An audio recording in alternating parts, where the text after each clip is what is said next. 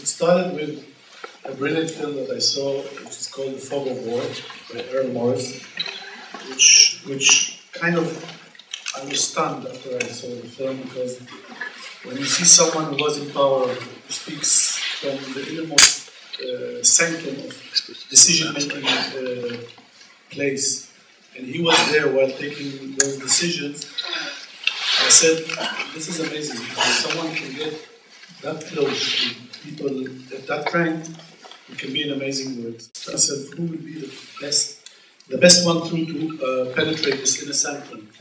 So I did the research about all of them, and I decided to go with Ami Ayalon, who is the last one, who says basically we win the war, we win the Republic, we lose the war. And I explained to him what I wanted to do through him. And I told him about Fog of War, and he saw this film. He said to me, wow, this is an amazing film. I recommend everybody in any military academy to see Fog of War.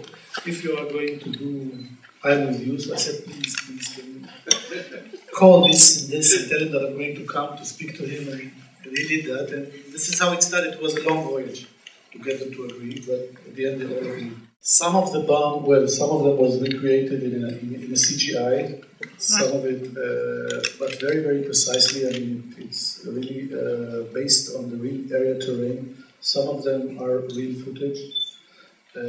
Archive research in this film lasted, I think, around 2 years, and I saw, well, I don't want to exaggerate, but I saw hundreds of hours of material from all over the world. I mean, not only from the Israeli television, but from BBC, NBC, APTN, AP, all. And it was very, very meticulous process to really choose what is going to be inside the film as an archive. The film was shown just briefly 2 times at the Jerusalem Film Festival. We didn't want to create any buzz around it, so we kept it a very, very low key. For me, it was just to show it for the first time for the gatekeepers. The response in the audience and from the gatekeepers was very, very strong, very, very strong. But one of the things that really made me happy is that after the screening, 3 people with Kippah settlers came to me and they said, listen, Dror, it's the first time that we are going to go home now and think very, very hard about where we are and what we do here, and whether our presence and where we live is hindering the state of Israel. Politicians in Israel, definitely the current administration, works from motives which I cannot understand. And I think that the heads of the Shin Bet can't understand as well. Where do you want to take Israel? I think this was the most important part for me why to do this movie. Where do you see Israel in 20 years time from now? In my point of view, the most convenient partner in the Palestinian Authority ever. Salem Fayyad, the Prime Minister, the Palestinian Prime Minister, fights terror, fights Hamas. He doesn't want terror. Abu Mazen says the same thing. And in front of him, regrettably, in my point of view, we have Netanyahu. So you have two sides. You have to have 2 sides at the same time.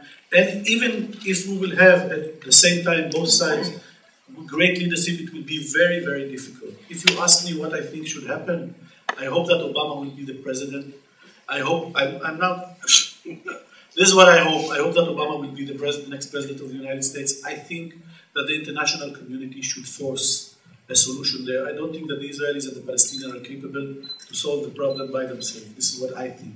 But this is my point of view, my personal point of view, not something that I represent. I don't think that the Israelis and the Palestinians have in them now what needs to be done in order to solve that conflict. We have to evacuate settlements. The Palestinian has to agree not for the right of return of the refugees. They cannot do that by themselves.